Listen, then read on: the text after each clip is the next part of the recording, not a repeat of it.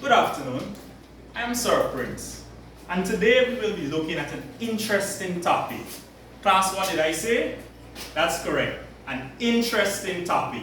We're going to be focusing on the history of physical education. Now, when you hear history, what comes to mind? The past, that's correct. You said a high story, correct. The history is basically two words joined together, the height of a story. While going through today's lesson, I can assure you that you will learn to appreciate the history of physical education and sport and where it all began. I will be focusing on three periods in which physical education and sport can be found. But just before we get into the class, I had a dream. I had a dream way back when, before these big buildings were created and technology was even formed, which dives us into the topic, lights, to this image. Now class, for the movie fanatics, what can you tell me about this image? That's right, Back to the Future. This is a scene from Back to the Future. But the twist in it is that we're going back to the past. And the hint is to understand the present, we must go back to the past. Class, say past. That's nice, that's nice. Great. So, first on the agenda, we're going to be looking at the history of physical education. But before we even know what the history is about, we must know what is physical education. We must know the periods in which it occurred, which are the prehistoric man. We must know about ancient India. And last but not least, feudalism. Now, what exactly is physical education? Here on the PowerPoint, it says physical education is the study and movement of the human body.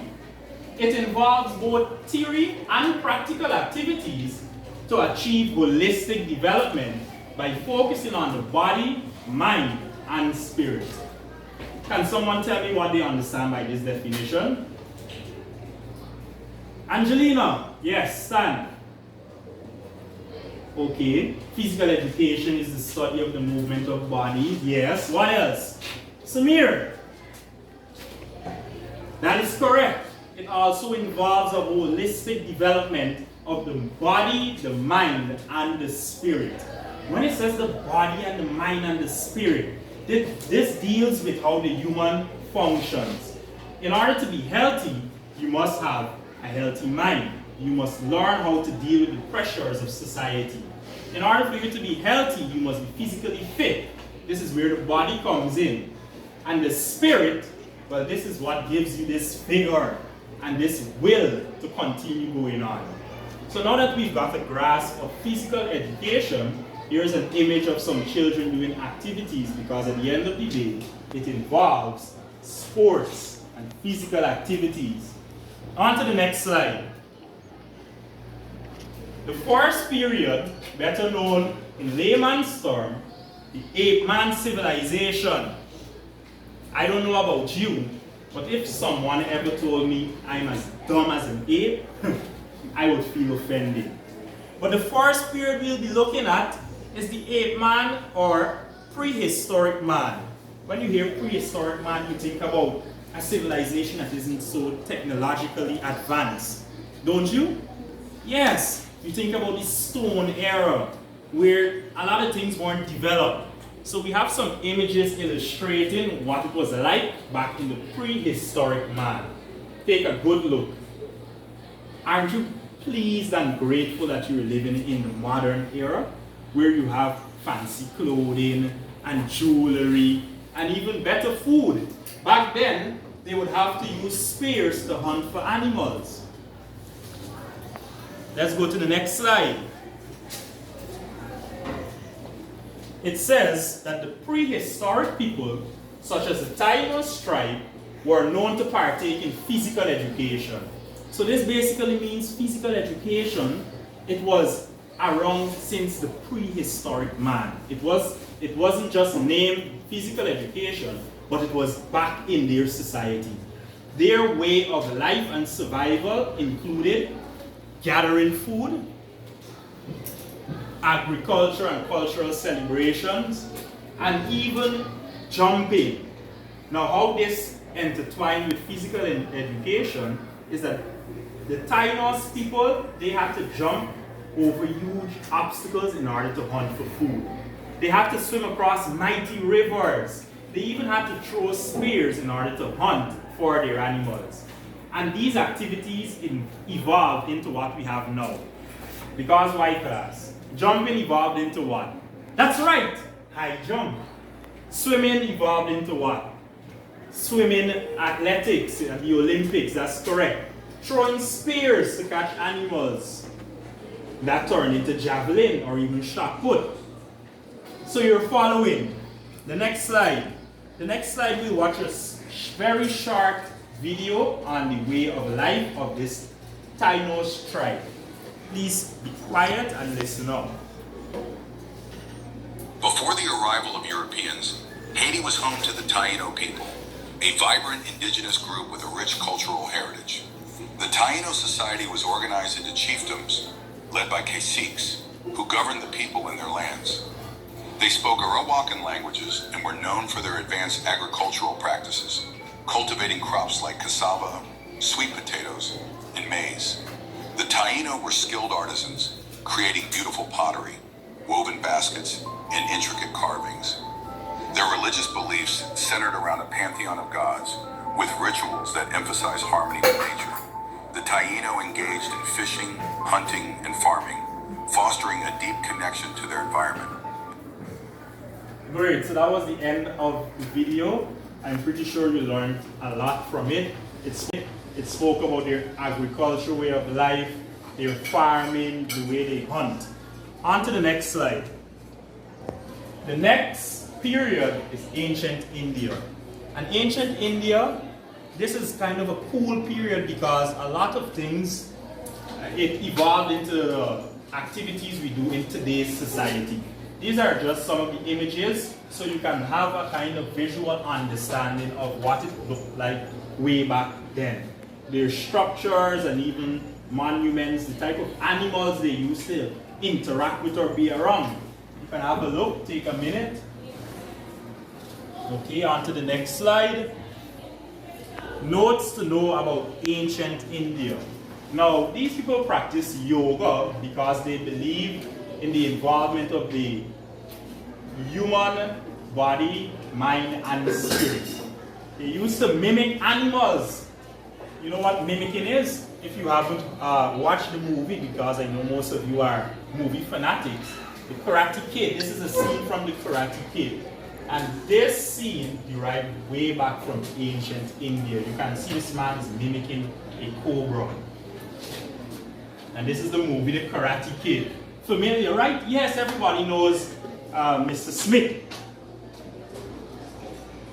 We have another short video so you can understand a little bit more about ancient India and their way of life. Can you imagine in this 21st century, there's a tribe in India who do not want to have any sort of connections with the outside world. No cell phone, no internet, no modern technology. They live just with the nature. The North Sentinel Island of Andaman is inhabited by an indigenous tribe that remains completely isolated from the outside world. In 19th century, a man from Mauritius kidnapped an elderly couple from that island with the intention of getting to know them, but upon reaching the Port Blair, the couple fell sick and died because their immune system is not used to the outside world. In 2004, when the tsunami happened, the Indian government sent relief aids through helicopters and they were shocked to see their condition. Apparently, the tribal people predicted the tsunami and moved to higher regions. Even though multiple attempts were made to communicate with them, everything failed. So the Indian government implemented a strict no trespassing policy for that island. And in 2018, an American man was killed by those tribal people when he went there to preach Christianity. Okay, so what have you learned? What have you learned from this short video is that even in the world that we live in today, class, there is still areas that appreciate the way of life of ancient India, to the point where if they come out into the modern society, they would be affected. So this is just a testimony that we need to appreciate the ancient ways of these people. Last but not least, feudalism. When the word feudalism comes to mind, what do you think about? These images show what? Correct. Johnson? Yes, this is a knight. Now a knight would go and save a princess in a castle and what's not. So there was a period in which young boys wanted to become knights. And this is called the feudalism period. They would have to train at a particular age, and when they were mature enough, they would have become squires. I have a video to show. Feudalism was a system for living and working together. It all started in Western Europe, mainly in countries like France and England. Okay, so picture a pyramid. At the top is the king or queen, kind of like the big boss. They give land to their friends, who become nobles or lords. In return, these nobles promise to help and protect the king in times of trouble. Now, these nobles divide their land among other folks called vassals, who do cool stuff for them, like being nice. At the bottom of the pyramid are the peasants or serfs. They work the land and do chores, kind of like the unsung heroes. Great, and that brings us to the last video and also to the end of the presentation. Lights! Lights! That brings us to the end of the presentation. I am trusting that you have learned a mighty lot about the 3 periods that we have discussed. For homework, I am giving you a task researching 3 other periods in which physical education and sport could be identified. Are there any questions? Yes, a question. At what age a young boy could become a squire? That's easy. In the video it stated at age 14 he would have become a squire. Any other questions? Yes. What nonsense are you asking me? Okay, cut.